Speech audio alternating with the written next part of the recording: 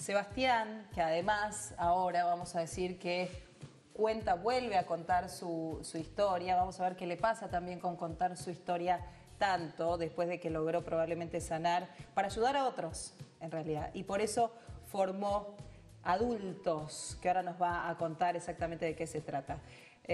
Sebastián, primero es lo que tiene que ver con tu causa, esto que decía Lari, aquel que recibió condena, que la condena fue ratificada por la Corte, hoy está en libertad. Sí, igual siempre para mí, y esto lo comparto públicamente desde hace años, y desde aquel juicio oral y público que tuvo lugar en el 2012, en el que más de 20 años después logré que mi abusador sea juzgado y condenado. Sí. Eso para mí siempre fue mucho más importante que los años de prisión que él pasara en sí. La condena. Sí, haber llegado ya de por sí, más de 20 años después, a un juicio oral y público, en el cual, con mis testimonios, con el de otras víctimas, testimonios de excompañeros, de directivos, de religiosos, logramos reconstruir y dar por probados hechos y penalizados penalmente a su autor que ocurrieron 20 años antes e inclusive, como también me encargué de compartirlo públicamente en su momento, también logramos dar cuenta del contexto institucional, lo que era la cultura de ese colegio marianista, violenta, autoritaria, de abusos de poder, en los cuales estos delitos habían tenido lugar.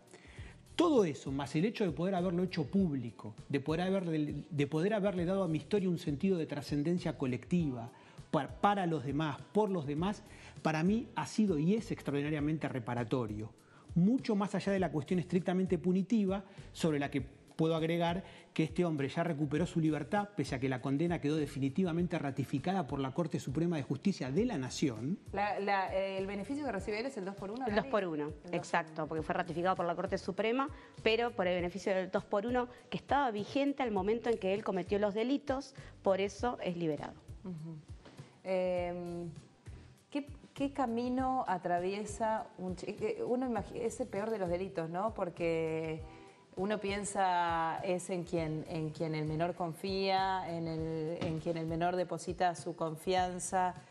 Y el camino que has emprendido vos con muchos años, porque ¿cuánto tiempo después pudiste empezar a hablar, sentarte a hablar de lo que te había ocurrido? 10 años después. 10 años después. Y ahí emprendiste un camino muy arduo, que después tuvo seguramente su periodo de sanación con la condena. ¿Eso te ayudó a sanarte de algún modo? Sí, fue, como les contaba recién, el hecho en sí, lo más importante, de ese juicio oral y público fue de por sí muy reparatorio. Lo sentí como una profunda reivindicación con respecto al niño que fui y a lo que ese niño que fui tuvo que sufrir. Esos chicos quedan marcados, podemos decir, para siempre. Y por eso es Adultos, la organización que has formado y que hoy estás dirigiendo para alivia, despierta, unifica, libera, transforma y sana, ¿no? Son algunas de las palabras que lleva este grupo solidario de pares, ¿cómo lo llamas? Bueno, los Adultos por los Derechos de la Infancia, que somos una asociación civil, tenemos dos patas. Una, que es la del Encuentro Solidario de Pares, que desde hace 6 años consecutivos, acá en la ciudad de Buenos Aires, en el barrio de Flores, en un centro cultural, tenemos un espacio de reunión y de encuentro para toda persona adulta que haya sufrido este delito en su infancia o toda persona que esté luchando por defender o acompañar a algún niño víctima o sobrevivientes adultos. Porque también nos pasa, conforme va pasando el tiempo, que cada vez se acercan más parejas, amigos de sobrevivientes y vemos cómo el solo hecho de poder compartir la palabra, las experiencias, las vivencias, los dolores, en un ámbito de respeto, de escucha empática, solidaria, cómo eso ayuda muchísimo a ir liberándose. Tenemos, decimos nosotros, compañeras y compañeros de más de 80 años, de todas las generaciones. Muchas y muchos de ellos logran poner en palabras los sufrimientos de su infancia décadas después. Claro. Bueno, hablando de eso, de los sobrevivientes adultos, ¿cómo fue la reacción en su momento cuando tomaste coraje después de 10 años? ¿Se lo contaste a tu familia? ¿Cómo fue la reacción de tu familia? ¿Y qué pasó con el colegio cuando se enteraron? Bueno, la reacción de mi familia, de mis padres, por ejemplo, desgraciadamente no fue muy distinta en nuestra experiencia colectiva con Adultos por los Derechos de la Infancia, de la mayoría de las que nosotros conocemos. ¿Qué quiero decir con esto? Yo fui 10 años después a contarle a mis padres el delito que había sufrido a mis 13 años. También fui a interpelarlos críticamente diciéndoles cómo puede ser que yo viví toda mi adolescencia con ustedes como hijo, en la misma casa, y nunca sentí la confianza, nunca sentí que tenía el contexto, el ámbito como para poder compartir con ustedes lo que me estaba pasando. Digo, y eso lógicamente habla críticamente de qué tipo de crianza tenía en esa casa, qué tipo de vínculo tenía con mis padres, por ejemplo, donde entre otras cosas me tocaba sufrir distintos tipos de violencias y de malos tratos. Yo muchas veces sentía a mi casa como un lugar mucho más hostil que protector, lo cual tuvo mucho que ver con las condiciones de vulnerabilidad. Si bien todo niño, por definición, niña, niño o adolescente, es vulnerable frente al poder de los adultos, por esencia, lo que nosotros vemos en cada una de nuestras historias como víctimas de abuso en la infancia o adolescencia son las condiciones particulares de vulnerabilidad que teníamos en esos momentos en los cuales nos tocó ser víctima de este delito. Y entre otras cosas, en mi caso, claramente tenía que ver con violencias, malos tratos y abusos de poder que sufría en mi propia casa. Cuando vos pudiste blanquearlo, la reacción de ellos, ¿cuál fue? No, claramente no fue la que yo necesitaba y esperaba. ¿Te creyeron? Sí, sí. Recordemos que se los estaba diciendo como adulto, yo ahí tenía 22 para 23 años, habían pasado 10 años. Muchas veces conocemos muchísimas historias de chicos que en su momento pudieron compartir, expresar lo que les estaba pasando en sus casas y no encontraron actitudes protectoras. Algo más de la complejidad del abuso sexual contra la infancia, donde más sucede es en el ámbito intrafamiliar. Totalmente. Y en todas las clases y sectores sociales. De ahí esa estadística que nosotros hacemos propia, que es una campaña de la Comunidad Europea, que sostiene que 1 de cada 5 niñas, niños y adolescentes sufren este delito. El 20% de la población. De ese universo, el 50% es incestuoso. Estamos hablando de niñas, niños y adolescentes que son abusados por progenitores. Nosotros decimos progenitores porque cuando un padre abusa, automáticamente deja de ser padre. Progenitores, abuelos, tíos, hermanos, primos.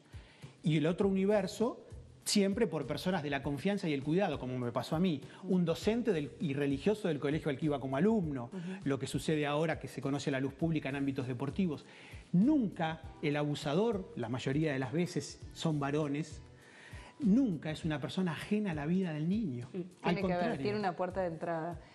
Cuando escuchás lo de Independiente, ¿qué te pasa a vos?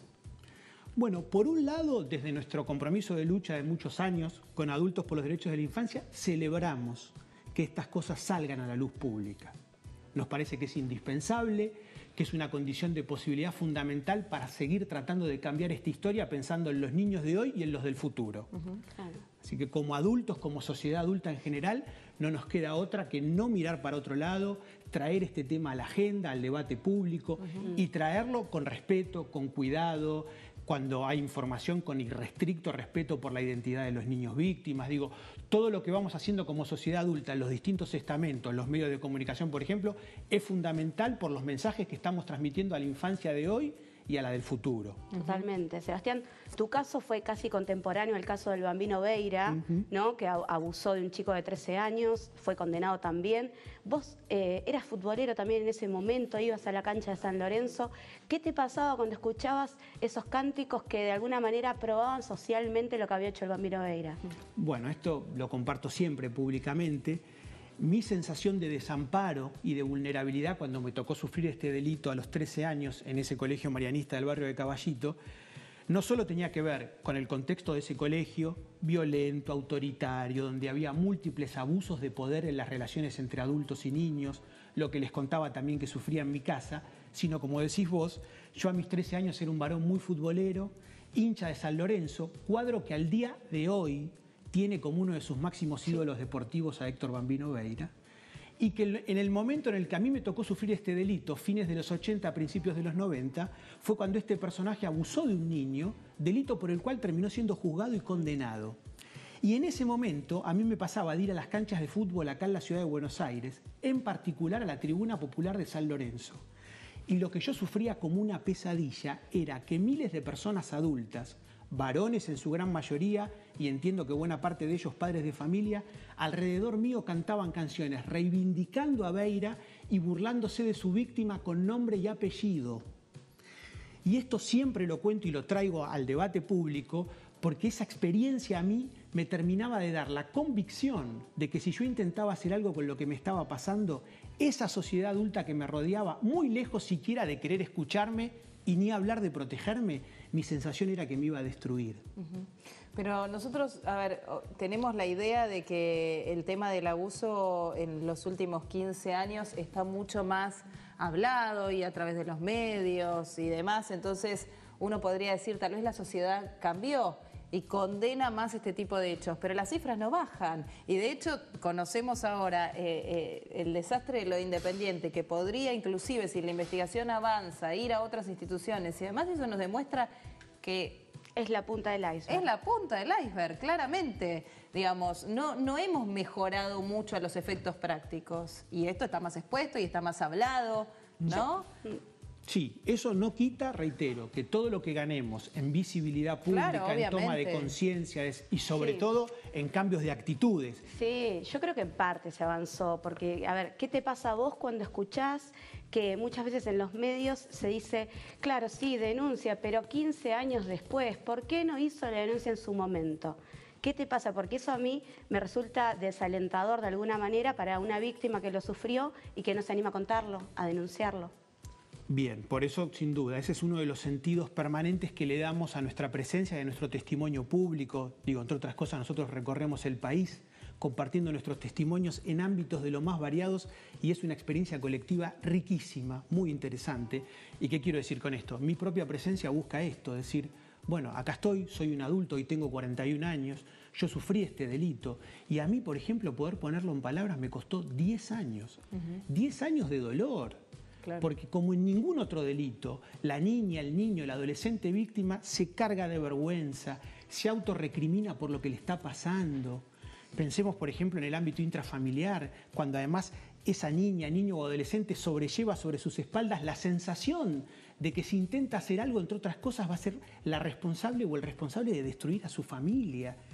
Si como adultos nos ponemos mínimamente en la psiquis, en la emocionalidad de una niña, de un niño, de un adolescente, no nos costaría nada entender por qué es tan difícil de sobrellevar este trauma y esta herida y por qué los sobrevivientes adultos muchas veces llevan décadas sin poder ponerlo en palabras, porque entre otras cosas todavía pesa mucho la sensación a nivel social y cultural de decir, bueno, yo me abro, confío, comparto esto. ¿Y qué va a pasar en mi lugar de pertenencia? ¿Cómo voy a ser mirada o mirado? ¿Qué van a decir de mí? El miedo al estigma.